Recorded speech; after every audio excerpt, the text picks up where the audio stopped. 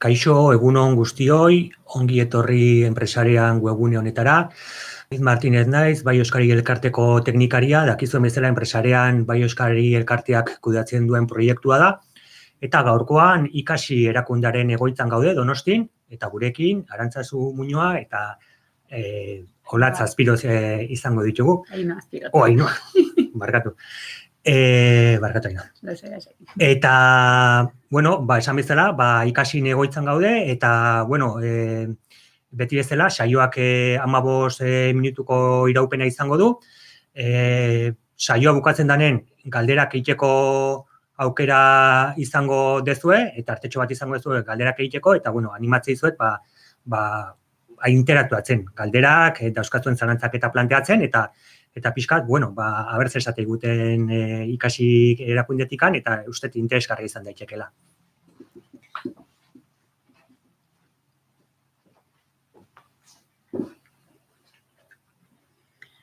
Egunon, Ainhoa Azpiroz naiz, ikasiko kidea, eta Arantzazu Muñoa, lankidea. Ikasiri buruz hitz egiten hasteko 24 urte atzera egin behar dugu. 1985ko maiatzean sortu zelako ikasi aldizkari bezala 0. Zenbakia. Behar batetik sortu zela esan genezake, irakasle elkartea desegitear zegoen, UEUko hezkuntzako ikastaro batean ere hausnarketa baten ondorioz behar bat ikusten zen, Euskal Herriko irakasleen arteko hartu eman bat izateko, elkarren berri izateko eta elkarren esperientziak ezagutzeko. Eta asmo horrekin sortu zen ikasi hezkuntza egitasmo pedagogikoa aldizkariarekin. Aldizkaria euskeraz, Euskal Herri osorako, Nafarroa, Iparraldea, Araba, Bizkaia eta Gipuzkoa, sare guztietako profesionalentzat, eta hilabetekaria elkarren berri izateko hezkuntza proiektu berritzailei buruzko informazioa emateko. Hori izazen ikasiren lehenengo hazia, eta geroztik, 24 urteko ibilbide guzti hauetan gauza gehiago sortu dira.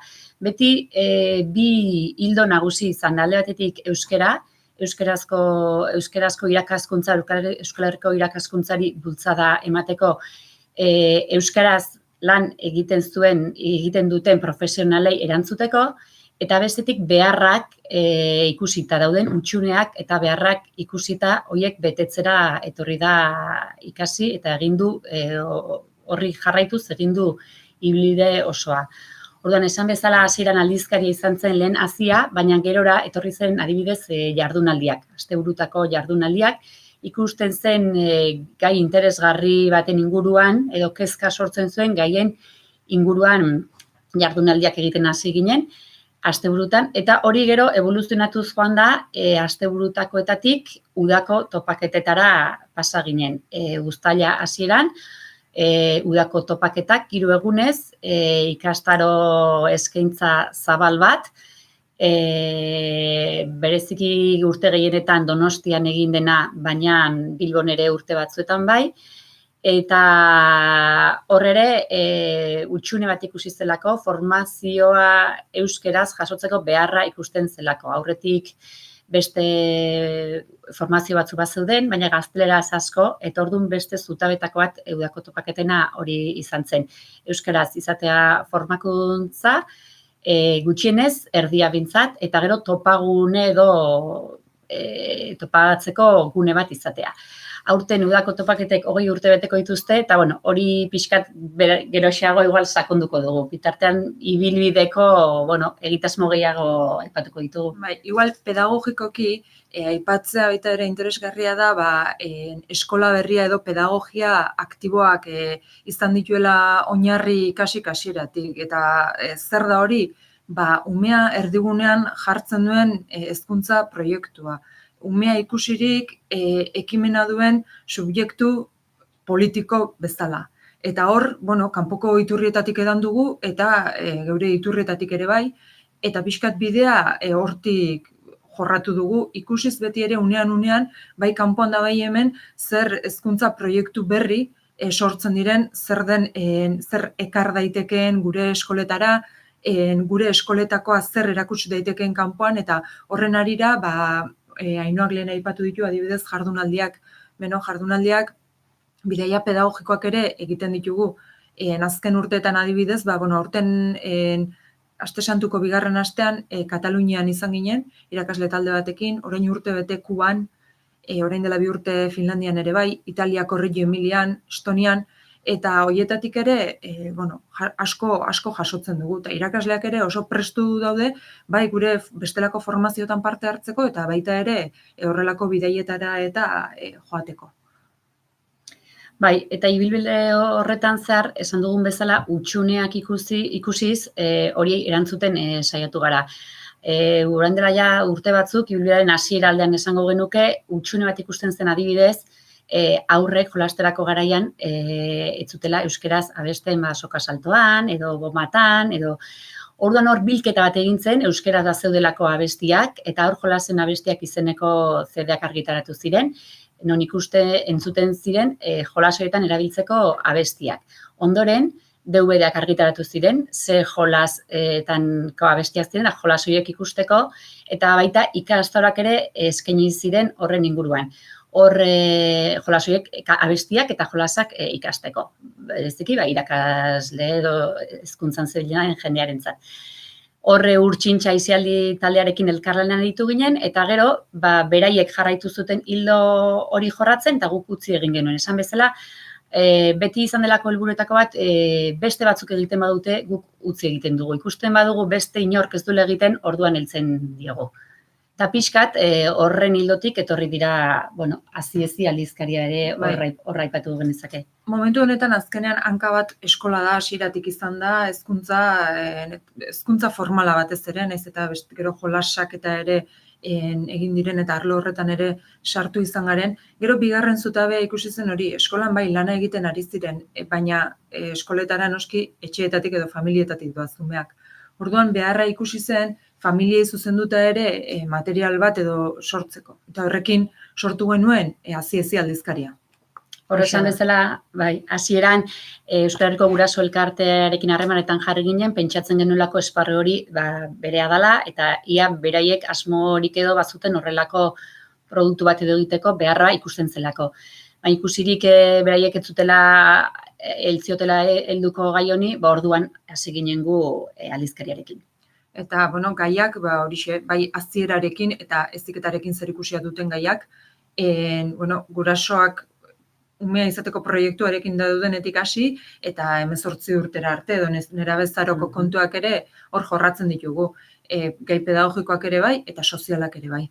Ze, soziala esan da, 3. hanka bat ere badelako komunitatea edo herria.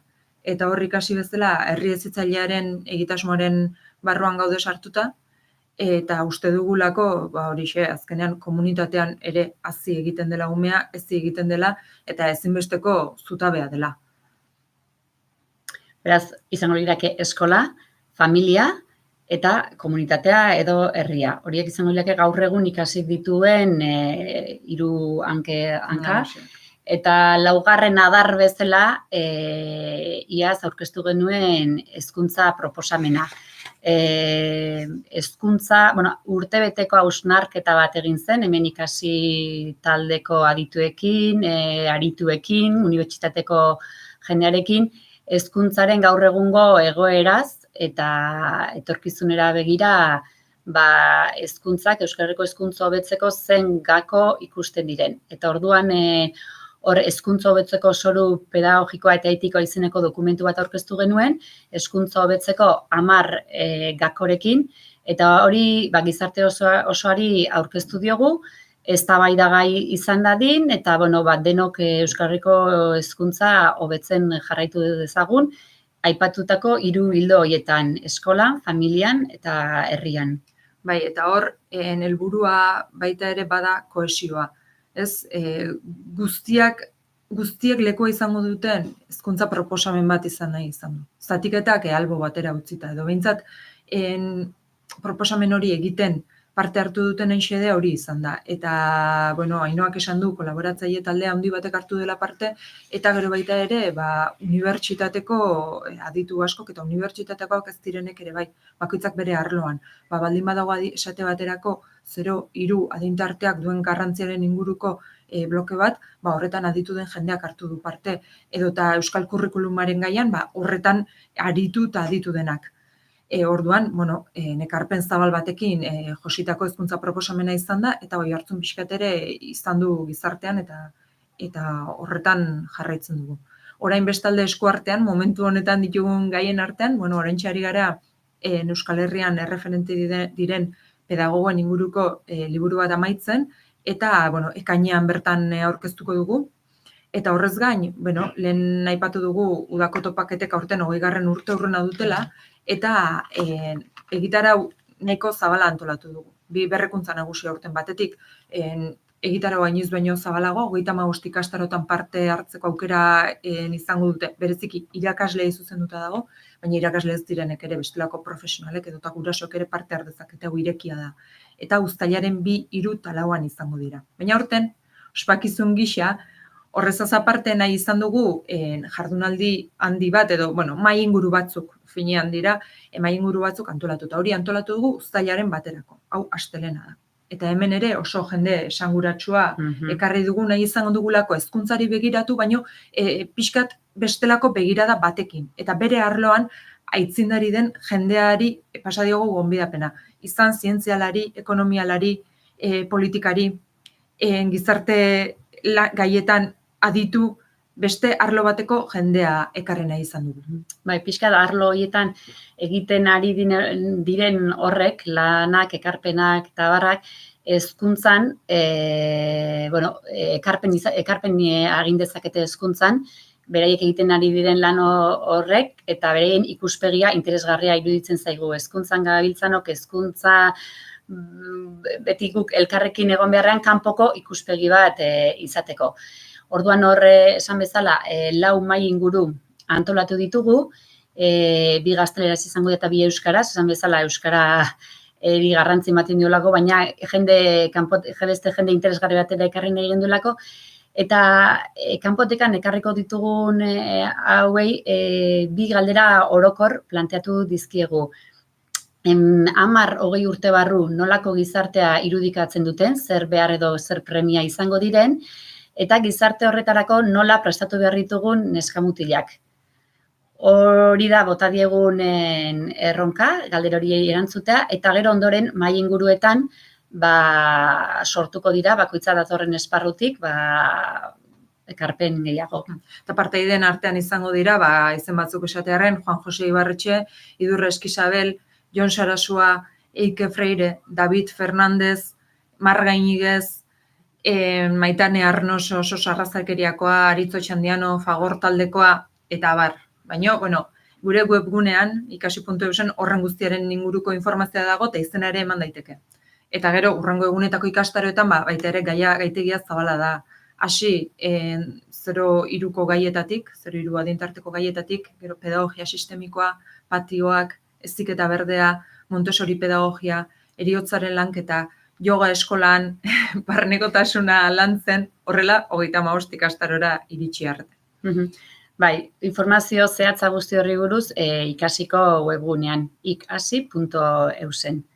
Hori da, eta gero pixka bat momentu honetan, datorren urteko ikasturtea ere antolatzen ari gara, orain dela urte batzutatik formazio luzea ere eskaintzen dugu, 2 urtekoa, urte batekoa, jardunaldi espezifikoak ere egiten ditugu, eta noski aldizkariak ere egin behar dira, eta aldik eta eduki interesgarrienarekin. Orduan, pixkat horretan ari gara momentu honetan lanean. Bai, eskubete lan. Hori da. Galderaren bat balima daukan norbaitek egin dezake, eta bestela, igual honetan utziko genuke. Galderarik ez balima dago, eskerrak eman, eta agurtu. Bai, eskerrik asko eta bakizenen gauden.